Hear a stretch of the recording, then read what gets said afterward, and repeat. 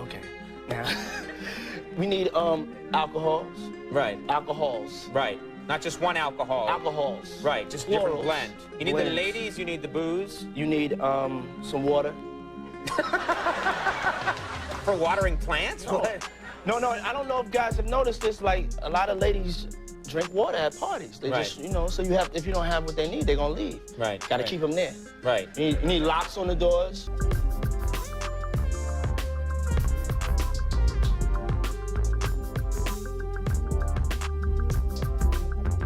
Yeah, that makes sense. But you knowing Diddy personally, do you think it's possible he might take his life? It takes a certain individual to prepare himself to do a lot of years in jail. From the lifestyle that he had, I'm not saying that he can't. I just don't see him able to do time behind bars.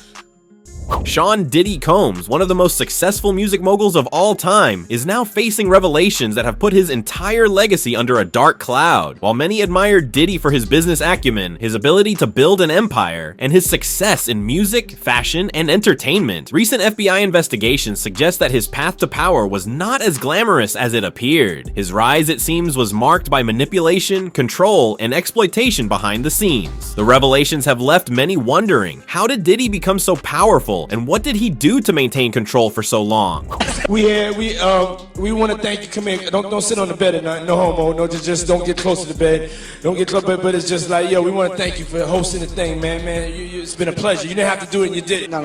I definitely didn't have to do it. I definitely didn't have to. First and foremost, I'm not getting in the bed. Shout out to him and what he did. I'm just gonna, if we can, let's just put the camera a little this way, just so we're not. I don't want my shot to even, I don't want it to come close to the bed at all. I should look like he fresh off a goddamn plane. I should. Fresh off the garden stage. That's my brother right here from day one. We used to wake up and, pause, but like, check this out. Back in the days when he was like 10 and I was a little bit older, his older brother, we used to fight over the Frosted Flakes. You know what I'm saying? Before pause was invented. You know what I'm saying? But it's my brother for real. We used to actually wrestle off of the Frosted Flakes because he used to always get up early. And now he's one of the richest stars in the world. And What the fuck did Puff just say? Nobody's gonna acknowledge this but me. Puff just said we used to wrestle over the Frosted Flakes, and we're streaming live. That was stupid. Listen, that was fucking stupid. Moved to New York City, and I lived with Sean Puffy Combs for a year. That's the crazy thing. Now, that was L.A. Reid's idea, right? We're sending you New over York to City. something called Puffy Flavor Camp. There you go. To learn Flavor Camp? Yeah, Flavor that's what it Camp. was called. And you're going to go to Puff Daddy's. He's going In to... the 90s, do you understand what that's like? Puffy's place was like just filled with chicks and orgying like nonstop, right? No, not really. I Come mean, on. but hey, it was curious. I got a chance to see some things. Yeah, but you were 13. What were you I seeing? went there to see the lifestyle. We're going to explore how Diddy climbed to the top of the entertainment industry, the people he influenced, the secrets he kept, and how his empire is now crumbling under the weight of serious allegations. Diddy's early beginnings and ambition. Diddy's journey began in the early 1990s when he was an intern at Uptown Records. With his ambitious nature, he quickly learned the ropes and developed a reputation for being someone who could spot talent. So thank you, Caitlin. So I think we have a good shot tomorrow. Tomorrow we argue in front of the district court judge whose case this is. Today we argued in front of a magistrate judge whose case this is not. We'll never have this magistrate as our judge again, but tomorrow we argue in front of Judge Carter, and it's Judge Carter's case till the end. So hope springs eternal, but I think we have strong arguments and I think we have a good chance. Well, and what prosecutors were arguing is not only does your client pose a flight risk, because obviously he's incredibly wealthy, has access to planes and a lot of staff, even though you said he turned over his passport to you months ago, they were also worried about him being able to interfere with witnesses and calling them. And so I guess the question is, how do you assure the court that that won't happen if prosecutors are saying this is someone who's attempted to bribe security staff and has already threatened and interfered with witnesses? So I think the most important thing, even more important than the passport, is that Mr. Combs came to New York on September 5th. As soon as we realized that this indictment was going to be coming down in a matter of weeks, maybe months, but sometime soon. And this whole notion that Mr. Combs is forcing drugs on someone is just nonsensical, and it's going to prove to not be true. Well, on that video, he initially denied the allegations when his then girlfriend, who was in that video, filed a lawsuit last fall. And we have that video. I should note, CNN was the first outlet to exclusively report on it. He denied that that happened when she filed it in a complaint. And then when the video came out is when he apologized for it. So I wasn't his lawyer back then, so I don't, and I don't think he denied. I mean, I think the lawyers were the ones mostly making the denials. I think they were denying sex crimes. I mean, because at the end of the day, the gravamen of that civil complaint wasn't a misdemeanor assault, which is what you see on that video. Not minimizing it, but it's a misdemeanor assault. What the gravamen of the complaint was sex crimes, and he denied that, and he still does. Well, and you're saying that this is all just about that one relationship, but when you read through the indictment, they say that there's not just one victim. They say there's multiple victims here today, and what I heard described was they said they have 50 witnesses or victims. Yeah, I think it's 49 witnesses and 1 victim. I think if you broke it down, and I say that because count 2, which is the sex trafficking count, has victim number 1, and there is no victim number 2 anywhere in the indictment. Diddy wasn't content with just working behind the scenes. He wanted to create something bigger, something that would make his name synonymous with success. After a few years, he left Uptown Records to start his own label, Bad Boy Records. With his sharp business mind and unmatched drive, Diddy set out to build an empire. He knew that controlling music was only part of his goal. He wanted to control culture itself. A former colleague once said, Diddy always saw himself as larger than life. Even when he was just starting, he talked about building something that would change the world. His ambition and relentless drive to succeed were key to his rise, but as we'll see, they also came with a darker side. The birth of Bad Boy Records and influence over hip-hop. Bad Boy Records was founded in 1993, and Diddy wasted no time making it one of the most influential labels in hip-hop. He signed iconic artists such as the Notorious B.I.G., Biggie, Mace, and Faith Evans, quickly establishing Bad Boy Records as a powerhouse in the music industry. The label became known for its distinctive sound that blended gritty street rap with mainstream appeal, producing hits that dominated the charts. Diddy wasn't just producing music, he was shaping the culture. He knew how to package street culture in a way that appealed to the masses, said one music executive. But while Diddy's public persona was that of a mentor and businessman, insiders knew there was more. We made a bail appeal to Judge Carter. It did not go our way. The fight continues. We're not giving up by a long shot. I told Mr. Combs I'm going to try and get his case to trial as quickly as possible. I'm going to try and minimize the amount of time he spends in very, very difficult and I believe inhumane housing conditions in the special housing unit of the Metropolitan Detention Facility. And I'm going to do everything that I can to move his case as quickly as possible. I understand that the government has a great amount of electronic devices that they have to download and provide to me. But everything's on the government's timetable, nothing's on the defendant's timetable, and they're going to have to accommodate me and him and give us a quick trial, and I'm going to be pushing for that. He's ready, he's focused. He has been ready to defend this case since he first found out about this case.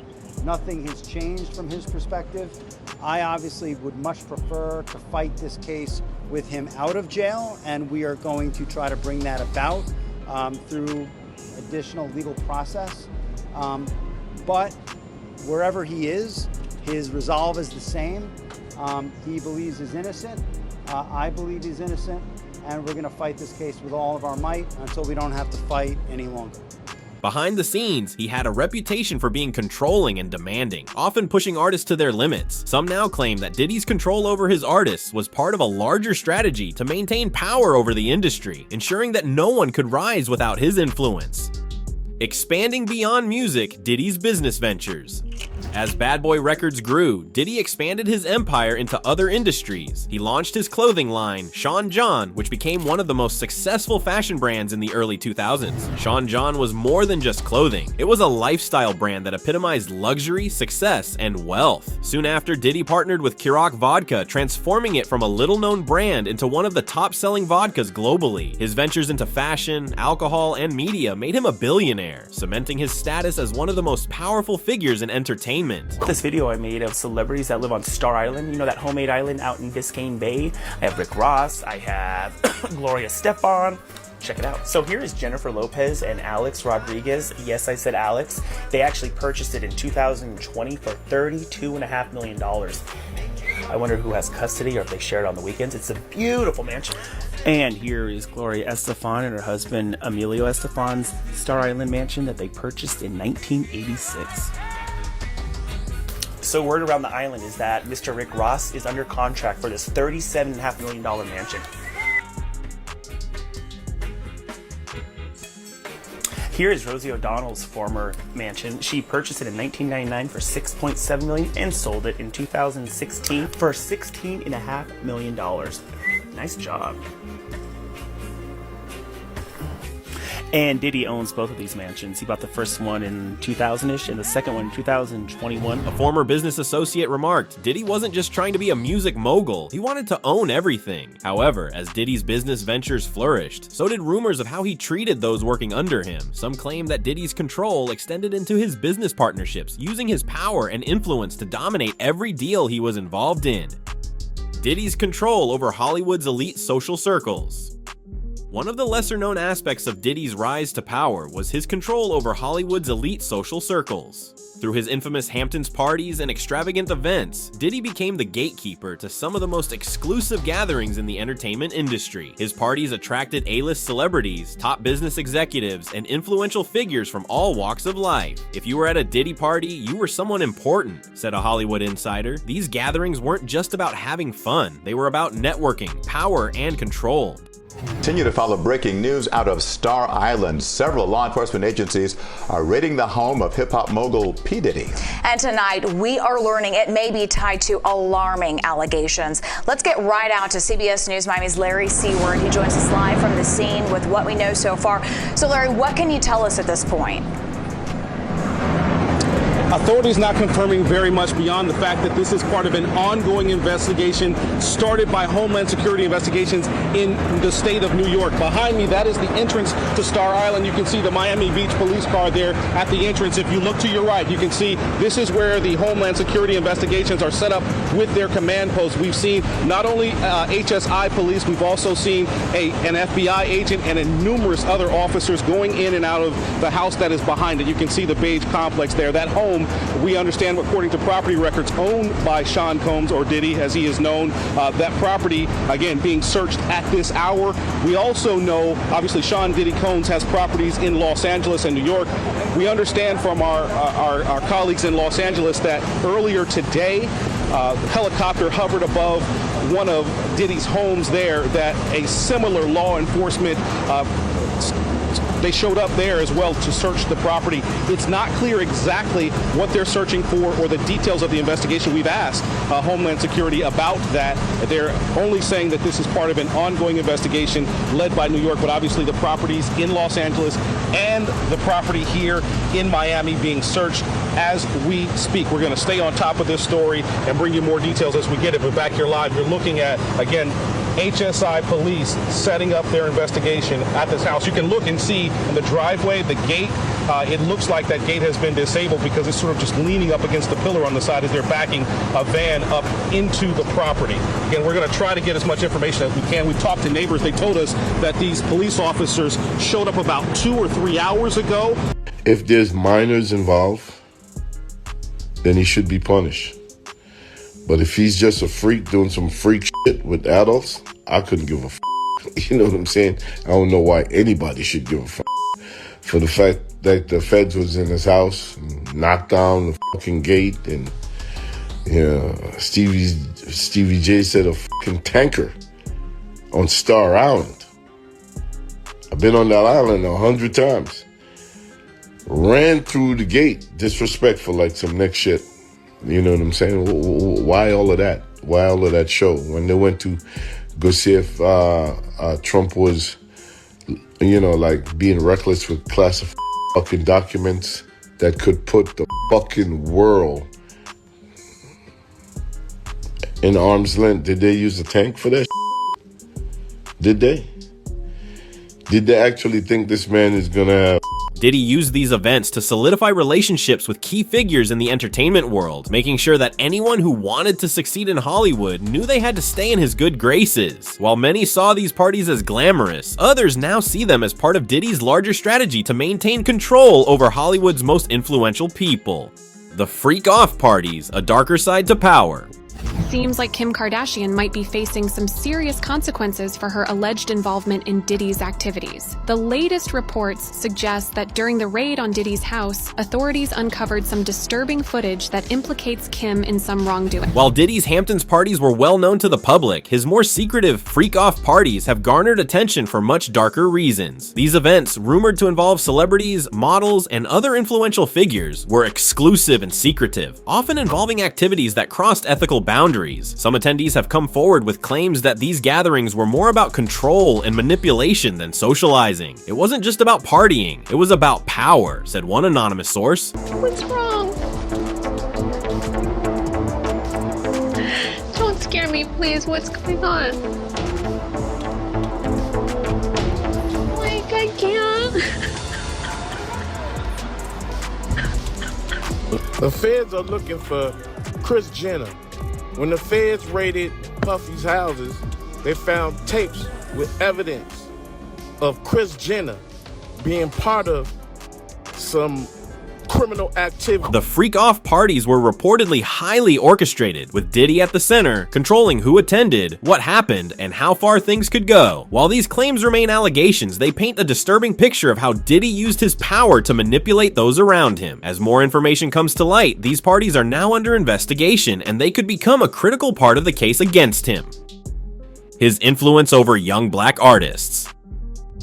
Celebrities like Paris Hilton, Leonardo DiCaprio, Kim Kardashian, and Chris Brown were among those photographed at the white parties, which ran from the years of 1990s to the 2000s. Jennifer Lopez and her management team is said to be on a high alert in case she gets dragged into any of the ongoing criminal investigations against Sean Diddy Combs, who was once, remember, her long-time boyfriend. Insiders have now claimed that the vocalist's team had discussions about whether she should make some public clarifications for being arrested with the rapper back on December 27th of 1999. And as the singer was dating Sean Diddy Combs during those days, she was taken into custody because a gun was found inside his car that they used to escape from the shooting scene. While Jennifer Lopez was let out shortly after, with cops clearing her of any involvement in the criminal activity, her romance partner and his bodyguard Anthony Wolves-Jones were charged with this crime. Get to the latest on Combs, his children speaking out overnight, and another accuser has come forward. Aaron Katursky has been tracking all this for us. Good morning, Aaron. Good morning, Michael. Combs and Sam Bankman-Fried are sharing a dormitory-style unit in protective custody in jail, strange bedfellows in jail. And now his children this morning are speaking out. This morning, the children of Sean Diddy Combs are speaking out for the first time since their father's arrest last week. 4 of Combs' 7 children writing on Instagram, "We have seen so many hurtful and false rumors circulating about our parents, Kim Porter and Sean Combs' relationship, as well as about our mom's tragic passing, that we feel the need to speak out. Claims that our mom wrote a book are simply untrue. She did not, and anyone claiming to have a manuscript is misrepresenting themselves." A 60-page unverified book published earlier this month claimed to be the collection of diaries of Porter, who died at the age of 47 in 2018. The children, who don't mention their father's arrest in the statement, go on to write, "Our mother should be remembered for the beautiful, strong, kind, and loving woman she was. Her memory should not be tainted by horrific conspiracy theory." Diddy's influence extended beyond Hollywood's elite. He was also a mentor to many young black artists. He helped launch the careers of several successful musicians and actors, promising them fame, fortune, and a seat at the table. But while Diddy was seen as a mentor and role model, some now claim that his influence wasn't always positive. He had a way of making you feel like you owed him everything, said one former artist. Many young stars found themselves caught in Diddy's web, unable to escape his control. Some even claimed that Diddy manipulated them into situations that left them vulnerable and dependent on his power. As Diddy's empire continues to unravel, more and more artists are speaking out about their experiences, revealing the darker side of Diddy's mentorship. Celebrity partnerships and conflicts. Looking at this lawsuit, right, Lil Rod, he alleges that, Diddy told him personally that he had sex with Usher. And when you look at the lawsuit, even though they got Usher's name redacted, you could tell who it is because they describe him as the guy that performed at the Super Bowl. Right. So, we all know who that is, but how you feel about that, man? Well, I mentioned that earlier, that he said about Stevie J. The Usher part, that's a touchy situation, man.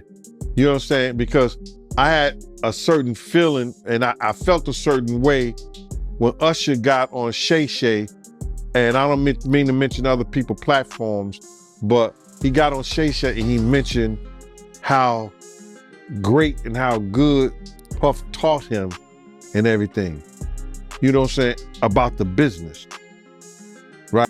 We want to thank you. Come here. Don't sit on the bed at night. No homo. No, just don't get close to the bed.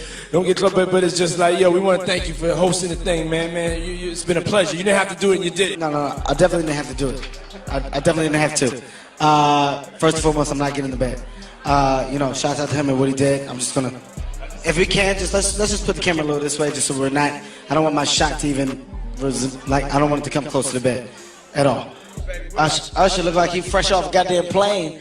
Usher. Fresh off the garden stage. That's my brother right here from day one. We used to wake up and, pause, but just out. Back in the days when he was like 10 and I was a little bit older, his older brother, we used to fight over the Frosted Flakes. You know what I'm saying? Before pause was invented. You know what I'm saying? But it's my brother for real. We used to actually wrestle off of the Frosted Flakes because he used to always get up early. Now he's one of the richest stars in the world. And what the fuck did Puff just say? Nobody's gonna acknowledge this but me. Puff just said we used to wrestle over the Frosted Flakes, and we're streaming live. That was stupid. Listen, that was fucking stupid.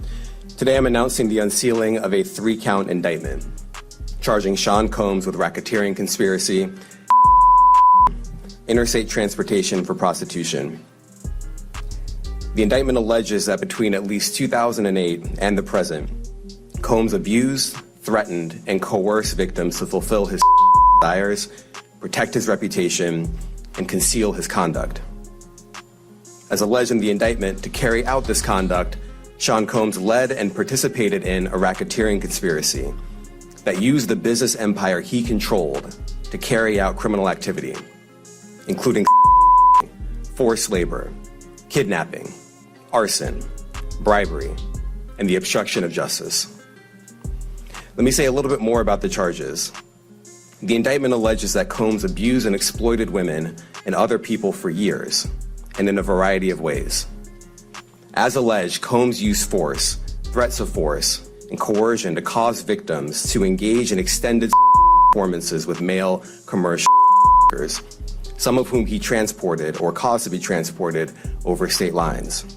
Throughout his career, Diddy has formed strategic partnerships with some of the most powerful figures in entertainment, including Jay-Z, 50 Cent, and others. These partnerships helped Diddy expand his influence, but they also led to highly publicized conflicts. Diddy's personality was often described as volatile, and his relationships with other celebrities were no exception. One former partner said, "Diddy was great at building alliances, but he was also quick to turn on you if things didn't go his way." Over the years, several high-profile feuds have emerged, with some of Diddy's former allies accusing him of betrayal and manipulation. These conflicts have contributed to his reputation as a divisive figure in the industry, and now that his legal troubles are mounting, many are questioning whether these partnerships were built on genuine collaboration or Diddy's desire to control the people around him. Diddy's legal troubles, the beginning of his downfall. Diddy is here in New York, in Manhattan. He apparently came here in anticipation that something like this might happen. What should we understand about what that might mean? It could very well be that this is a federal arrest being processed here in New York. So, Abby, there are some important things we do not know, including the specific charges that have been lodged against Sean Combs. But there are some really important things we do know. First of all, based on the attorney's statement, based on our reporting, this is a federal prosecution. It's not a state prosecution. The fact that he's being processed in Manhattan tells me that's the Southern District of New York. That's consistent with the reporting that the Southern District of New York had been handling this case. That's the office I used to work at. That's an office that sort of specializes in high stakes cases. Just in the last year or so, Southern District of New York, just as an example, has successfully prosecuted Sam Bankman-Fried, Senator Robert Menendez. The other thing that we do know is a grand jury has indicted Sean Combs, meaning they found probable cause that he committed at least one federal crime. Now, as to what happens next, there will be, likely tomorrow or within the next couple days, but usually in the SDNY, you try to do it the next day, there will be an arraignment, meaning Sean Combs will appear in court with his lawyers. There are no cameras in federal court. He will be advised of the charges against him, and he will almost certainly enter a not guilty plea. But the key thing to watch for is then we'll have the question of bail. Will prosecutors agree to let him out on bail? Will prosecutors ask the judge to lock him up pending trial? That could end up in a contentious argument. So these are things that are going to play out over the next 24 or 48 hours. Diddy's rise to power was not without controversy, and his legal troubles have been a constant presence throughout his career. From lawsuits involving former associates to allegations of misconduct at his infamous parties, Diddy has faced numerous legal battles over the years. However, the current investigation by the FBI represents the most serious threat to his empire yet. With charges of racketeering, manipulation, and other illegal activities, Diddy's once impenetrable empire is now at risk of collapsing. This is the beginning of the end for Diddy, said one legal expert. The FBI's investigation has uncovered a web of alleged misconduct that spans decades, and as more details emerge, it's becoming clear that Diddy's rise to power may have been built on far more than just business savvy. Public perception shifts as secrets unfold. As the FBI's investigation into Diddy continues, public perception of the music mogul has started to shift. Once admired for his entrepreneurial spirit and influence in the entertainment industry, Diddy is now facing intense scrutiny from the public. Fans who once looked up to him are now questioning the darker aspects of his rise to power. "We never knew the full story," said one longtime fan. With each new revelation, Diddy's legacy is being re-examined, and many are beginning to wonder if his success came at the expense of others. The public's perception of Diddy has changed dramatically, and it remains to be seen whether he can recover from the damage to his reputation. The potential end of Diddy's empire.